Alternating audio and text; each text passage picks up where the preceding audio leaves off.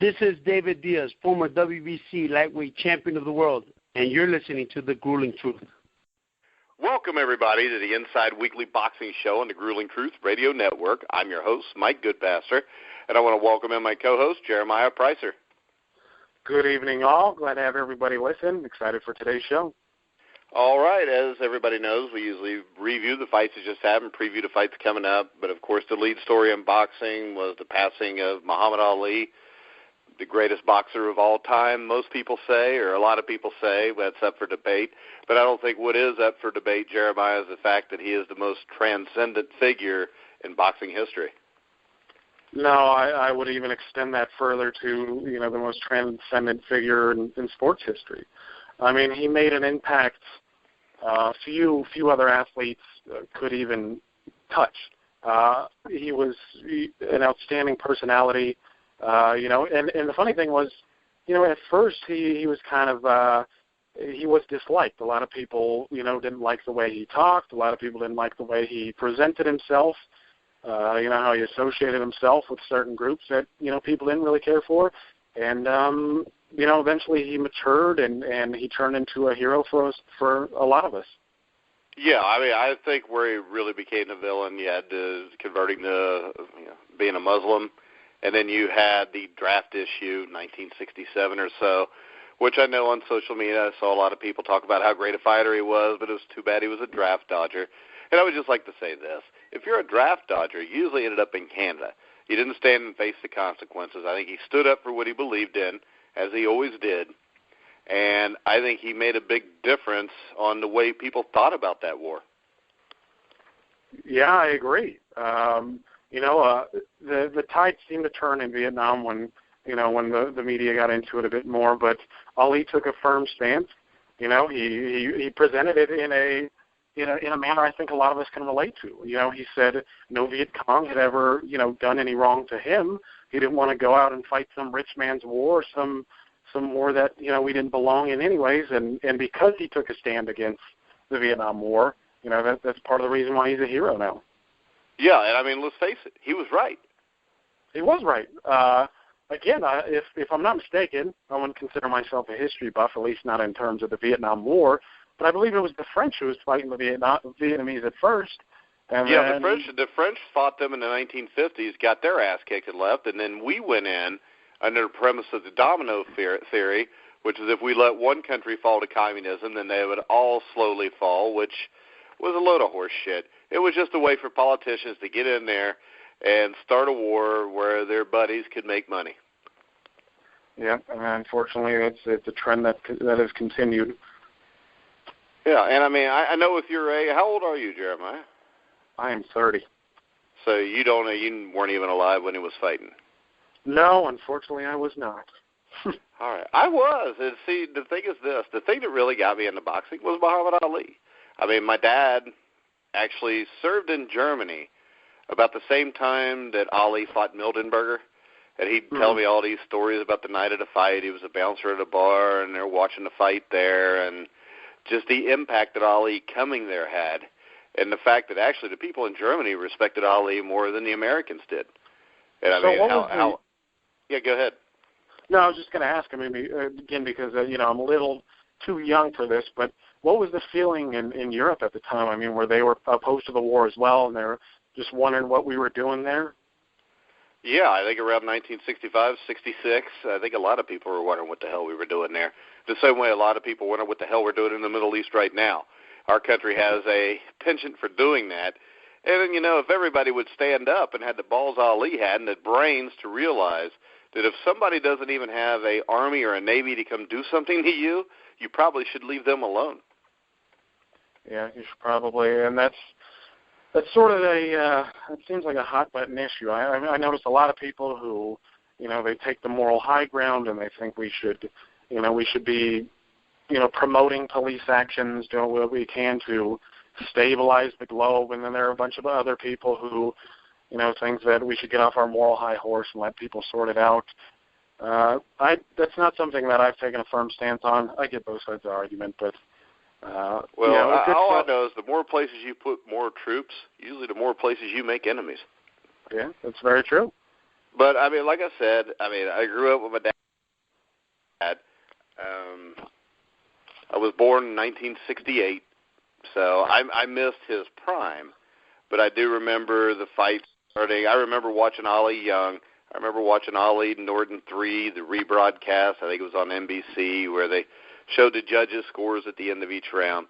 But I know Ali was kind of a hero to my dad also. He always talked about Ali.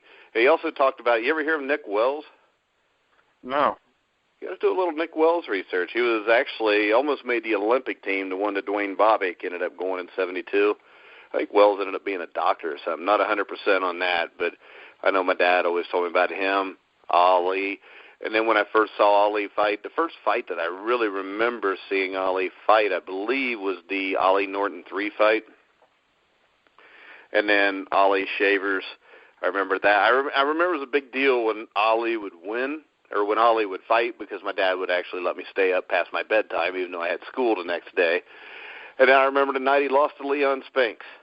And actually, I lived in a place with not a whole lot of, black people, or, I went to school. There were no black people in the school I went to until I was probably a junior in high school. And, so I really hadn't dealt with that much. So I didn't really know what racism was because nobody really talked about it. But I learned what racism was when Ali lost to Spinks. Ali was my first hero. All right, he was my dad's hero. And he loses to Spinks, and I went next door the day after. And I had two friends, they were twins, and they had a dad. And the dad was, I loved watching that effing N-word get his ass kicked last night.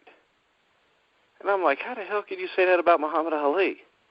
And I went back and told my dad about it. My dad said, don't worry about it. He said, a lot of people are just jealous or they're just racist assholes, But, that was the impact it had there because that's the first time I'd ever knew that there were people really like that. I was 8, 9 years old. And I remember when Ali fought Spinks the second time, 6 months later and won the title. And then the thing that really stood out to me, which is why, people thought Ali could dang near walk on water, was 1980 when he fought Holmes. When they first announced the fight, I remember me and my dad both saying, he's going to get his butt kicked. But by the time you got to the night of that fight, everybody thought Ali somehow was magically going to win. Yeah, and I recommend reading Jerry Eisenberg's article. It's an excellent piece, probably one of the best written pieces I've seen on article since Ali's death. And what he says, he talks about this subject, and he says that Ali looked good physically, but I guess it was because he was abusing diuretics, to lose weight. And he said that Ali was in beach shape, he wasn't in boxing shape. But what had happened was the people at the casinos and stuff, like the average people, like the bookkeepers, the servers, and this and that, they were partly responsible for, they were a big part of why the odds became close. And, yeah, I just wanted to throw that in there. Yeah, that was the thing about him, though. He would make you think that he could do stuff that he couldn't even do. And, a lot of that was, I remember, a perfect example to me is Michael Spinks and Mike Tyson. Now, Mike Tyson was a feared heavyweight. And, Spinks went out there scared out of his mind, I think, and got his ass whipped. I believe probably the scariest heavyweights in boxing history were probably Sonny Liston, and probably number one was George Foreman, especially after what Foreman had done to Frazier and Norton. And right. The fact that Ali went out there against those two guys that were considered invincible and just knocked them both out, which will just tell you how great he was. He feared nothing. He believed in himself, and he went out and he got his job done. Yep. And how many people thought Ali was going to lose the Foreman fight? After those victories, people damn near thought he was invincible, and Ali came with a perfect strategy, ended up stopping Foreman and regaining his stature atop the boxing world. Yeah, and the thing was, whenever you thought he was done, he came. And the 3 years he missed because of the military issue, how many guys are going to come back after 3 years off and dominate Jerry Quarry, who was one of the toughest heavyweights that ever lived? Right. And a lot of us boxing folk, we wonder what Ali would have had, had he been given those 3 years, which a lot of people consider his prime, because, pre-exile, he was, dancing on his feet, quick as lightning, dominating guys like Sonny Liston, and then he comes back and he kind of has a styles change. Has to sit down a little bit more on his punches, and, he still ends up being the best heavyweight in the world. Yeah, and, I mean, if you look at it, then he fights Oscar Bonavena a couple minutes after that, and then he fights Joe Frazier. My big question is this. If he doesn't have the 3 years off, is Ali Frazier ever that big? Or would it have been that great of a fight? Because I think maybe you have that fight towards the end of 69 or the start of 70, and maybe Frazier's not quite ready for Ali. Yeah, it's tough to say. It's one of those hypotheticals, but I still think it would have been competitive. I mean, Joe Frazier is still, Ali always had a penchant for taking a left hook. And, he got dropped by Henry Cooper. We all know the drama with that. And if there was something that Frazier had, he had the left hook. I think it would have been competitive. I think it would have been harder for Frazier to close the distance. However, I tend to think Ali may have decisioned him, but it's hard to say, honestly. Yeah, and I wrote an article this week about his 10 greatest performances. All 3 Frazier fights, even though he lost to one, are in the top, I think, 6 or 7. I mean, I don't think there's ever been a better trilogy in a heavyweight division or probably any division. No, I absolutely agree. I mean, the fact that I actually give Frazier a lot of credit for winning the first fight, because I feel as if they were both, nearest their primes. Then Ali comes back in the second fight with a different strategy. He holds a little more, but it works for him, and he gets the job done. And then the third is one of the most vicious fights in heavyweight history. I mean, they both were on the verge of death, literally. Yeah, and I mean, people that watch the Rocky movies always say, well, you never see a fight like that. Watch Ali Frazier 3. Yep. I mean, because that fight's a lot like it. I mean, the shots Frazier hit him with to the body, and then he come up with the left hook, and the fact that Ali could even stand up to it. And more than that, the other thing is they fought in Manila where it's probably 120 degrees in the ring. I mean, that probably is a close fight that goes to the decision that they're fighting at, at 80 degrees. Yep, I agree. Well, I mean, and that's part of what all, endeared fans to Ali. I mean, he was a big talker, and I think a lot of us have a tendency to think, oh, well, he talks a big game, but can he back it up? And when he was taking that left hook from Frazier in the first fight, just one of the most picture-perfect left hooks you could ever find. And he gets up at, the count of 4, 5? Yeah, 3 or 4, yeah. Yeah, he gets up damn near immediately from that shot and finishes the fight. He gets his jaw broken against Norton, finishes the fight. Yeah, and I mean, I think there's no doubt he's the greatest heavyweight of all time. Do you believe that also, or? Well, there's one thing that I slack on. It's making these definitive, top 10 lists. I just find it time consuming and. Well, it's not a top 10. Have you ever seen a heavyweight that you thought would beat Ali? Beat Ali? No, I probably not. I mean, but the problem is I don't put a lot of emphasis on who I think who would win in a hypothetical match. But I think Joe Louis was more perfect. I think he was more well-rounded. But I think he was slow-footed, right. Though. He was, but I think he did. I think he was slow-footed, but I do think he did things that Ali did not do. I mean, he was obviously much more technical.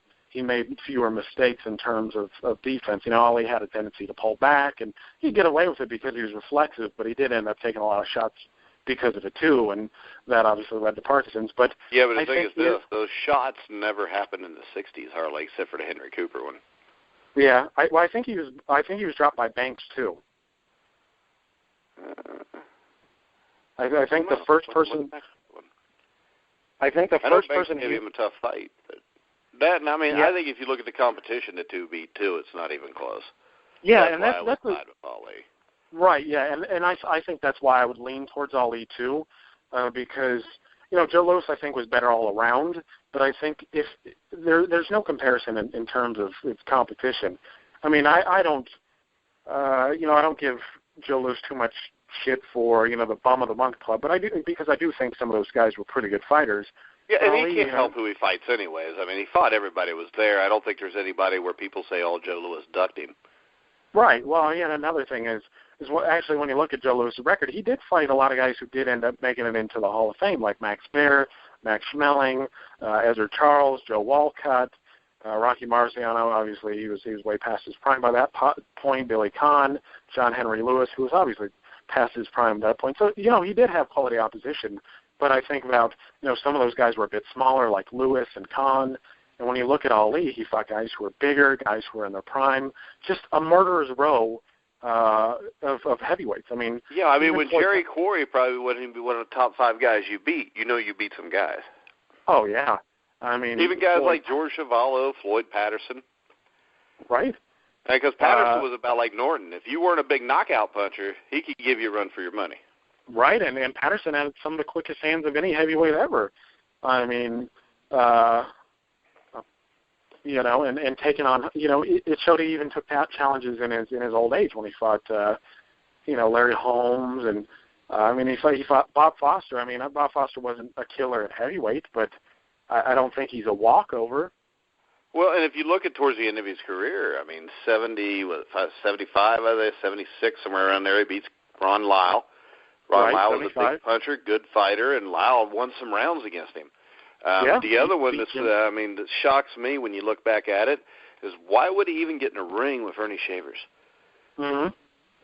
Yeah, that's a big dangerous fight in '77, and he ends up taking some big shots, but he also beats Bugner, was a good fighter, in '75, beats Jimmy Young. Jimmy Young is actually twice.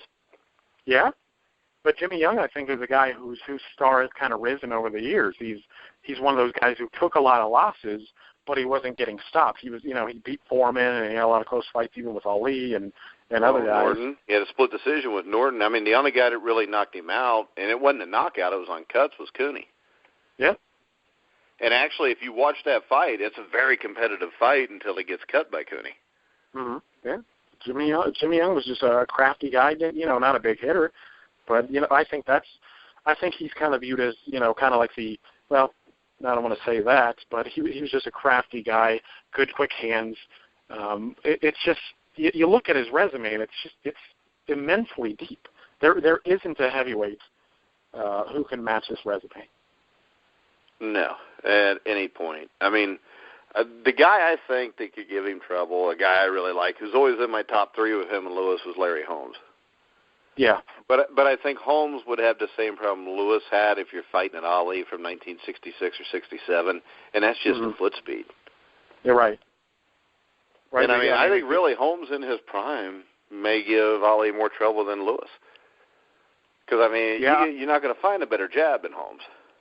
No. Stylistically, in Ali and Holmes, there's some similarities there. I just have a tendency to...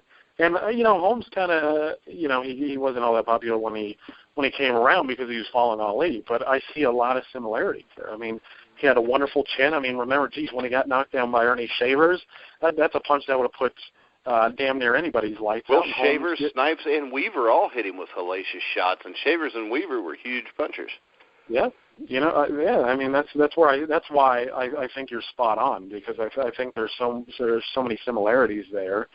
And it'd be this nice, beautiful jabbing contest. But, I'd have a tendency to favor Ali over Holmes as well. Oh, I would too, just because of the foot speed thing, which I think would do Lewis and Holmes in. And, I can't think of a heavyweight that really had foot speed even anywhere near that. No, I'm trying to think. The only stickers and movers who may be able to compare, I couldn't tell you really, because I heard James J. Corbett, was light on his feet, and I've seen some raw footage of him, but yeah, it's not like Ali. No. He was quick on his feet for 1898. Mm-hmm. Big difference there. So I don't see how anybody beats even. I know Mike Tyson had quick feet, but Mike Tyson would have been beat before he even stepped in the ring. Yeah, I don't think. Because Tyson had the mentality, so he's sort of like Liston, where he had this, he thought he was perched to the world and nobody's going to take his crown, and I would have imagined that Ali would have shredded him, before the fight. Yeah, I think Ali knocks Tyson out in 4 or 5 rounds. Wow. But because he would have taken a hellacious ass beating, I think, with the hand speed Ali had. Hmm. And it's no disrespect to Tyson, but also you look, I mean, who the hell did Tyson beat? Well, that's always going to be the knock on him. I mean, he beat some good fighters. Michael Spinks was quality and whatnot, but that's always going to be the knock on Mike Tyson's career. He looked the parts, but he never proved the part. Yeah, and I mean, the thing that drives me nuts there is the people, well, he lost to Buster Douglas. He wasn't in his prime anymore. Well, fuck, he was 24 years old. Well, and that's his own doing. I mean, he was in his prime. He just didn't take care of himself. Yeah, and what people don't understand is this. Part of being a great fighter is probably about 90% mental. It is. And the fact that Tyson couldn't get in the gym every day, I mean, he gets knocked down in sparring, that's his own doing. I mean, I'm not it may be true that he didn't come in at his best, but that's nobody's fault but his own. Yeah, and this is the thing. Great fighters come in at their best. Exactly. Ali wasn't always in shape, didn't always come in at his best, but he always won. Right. Well, and I think he was so mentally tough. He reminds, James Toney reminds me of him a bit because he was so sure of himself. He was so confident that he could do those rounds because I've sparred, and one thing that, you exert more energy when you're scared. And Ali just had this air of confidence about him that's you haven't seen with anybody else. And I think that's one thing that allowed him to get by without busting his ass. Well, I'll tell you this. I think the only fighter that I've ever seen that was as relaxed as Ali in the ring was Foreman when he was in his 40s. Yeah. Yeah. All right, so we're going to go ahead and transition. We're going to review last week's fights, which would have been last night. That would have been the great battle between Salido and Vargas, which ended in a draw. What was your take on the fight? I thought it was excellent. I mean, a lot of people thought that the fight was going to be excellent. I mean, it was two come-forward guys with good power, big heart, guys who have shown some vulnerability. Salido's been down, I don't know, he was down like 16 times in his career or something going into that fight. And I think, if I'm not mistaken, I think Mira dropped Vargas. I know he had him hurt. So stylistically, it just was appealing. You just knew that it was going to be a Fight of the Year candidate, and it turned out to be that way. I mean, these guys, it was back and forth. They switched a lot of rounds. I ended up having Salido 7-5. I thought he did a little bit better work, but it's one of those things, like in the beginning, Vargas, he was boxing pretty nicely, utilizing the jab. Salido was doing his best. He's a wily veteran. He was doing his best to time it, and Vargas did well early, and then he looked like he was starting to tire, and Salido started to take over. He was banging to the body. That's one thing I noticed, too, is Vargas. He's 31 years old, but he's young as a fighter. So do you think they do it again? I'm not sure, honestly. Salido is doing what he can to try and get a title, and I think if Vasil Lomachenko beats Roman Martinez, I think that will probably be the next fight. The reason being is because Vasil Lomachenko's only loss is to Orlando Salido, and if Lomachenko has a title, I believe Salido will take that fight. I just think there's more emphasis there than there is on a rematch between Vargas and Salido.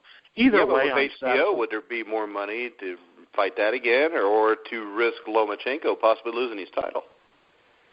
I honestly think that they would go with Lomachenko. I think Lomachenko is a bigger draw than Vargas at this point. I think HBO has more invested in Lomachenko. That's what I'm saying, though. So would they want to risk him against Salido right away? Oh, I think absolutely. Honestly, I think Lomachenko has grown as a fighter since he lost to Salido. He kind of got a lesson in dirty tactics and whatnot in that fight. He just came out of the amateur ranks almost. He had one fight with Ramirez before that. And I just think he wasn't used to the roughhouse tactics. I think if they end up getting a rematch, I think Lomachenko whoops him. Yeah. All right. That brings us, because we're going to talk about Lomachenko in a little bit here. Mm-hmm. Brings us to Felix Verdejo against Juan Jose Martinez, who's 25-2. What's your take on that one? Yeah, honestly, I don't know much about Martinez. I don't think a lot of us do. It looks like he spent a lot of time in Mexico beating up some mediocre fighters. Those old Mexican cab drivers that Chavez used to beat up. Yeah, he's queuing them up and banging them down as much as possible. But it's hard to tell with Mexican fighters, because there are plenty of Mexicans. A lot of them don't have big amateur backgrounds. So what ends up happening is they end up taking a lot of tough fights in the beginning, and they accumulate some losses. Some of these guys are really good. They just kind of come out of nowhere. A lot of them are tough, high work rate, solid pop, good body work. So it's hard for me to say how good Martinez is. If he's a step up from Verdejo's, not last opponent, but the opponent before, he may be a quality fighter. I just don't know. I haven't seen any tape on him. So what I expect Verdejo to continue his upward ascension. I expect him to win probably by knockout. It seems Martinez has already been stopped. And I just expect Verdejo to stop him in the middle rounds. I expect Martinez to be sort of tough, but it's a good fight. It's good to have it on the HBO undercard, highlight him a little bit more. A lot of people are expecting this guy to be the next Cotto. All right, and that brings us to another undercard fight. This is underneath Provodnikov-Molina, Demetrius Andrade against Willie Nelson. I think that's a quality fight. Demetrius Andrade, he's a talented guy. I like what I see in him whenever he fights, and that's the problem. I don't know what's up with these American fighters, a lot of these prospects, but Andrade's been inactive, and it's kind of hurt him. He's accumulated years, and he's not getting any younger. Willie Nelson is a good fighter. He's a guy who, has fought Baines Martirosyan. He's fought a lot of other good fighters, and sometimes he's won, sometimes he's lost. But I think Andrade's a little too slick for him. Andrade's he's a big, slick southpaw. He's got solid pop. I think he actually stops Nelson later on in the fight. I see it as competitive because Nelson's a big, tall guy. So I expect to see a jabbing contest in the beginning, but I think Andrade figures him out, times the right hand, and stops him later. All right, and that brings us to the two main events. The first one is Ruslan Provodnikov against John Molina Jr. Yeah, it seems like a can't-miss fight. Both are guys who come to bang, come to fight. A lot of us love Provodnikov because he's a guy who gets in there, no holds bar, wings away with the left hook. Molina's provided a lot of excitement for us, not so much lately, with him being schooled by Adrian Broner and whatnot. But Molina provided a tough fight for Lucas Matisse. A lot of people thought that was going to be an easier fight for Matisse. I expect to see an all-action slugfest.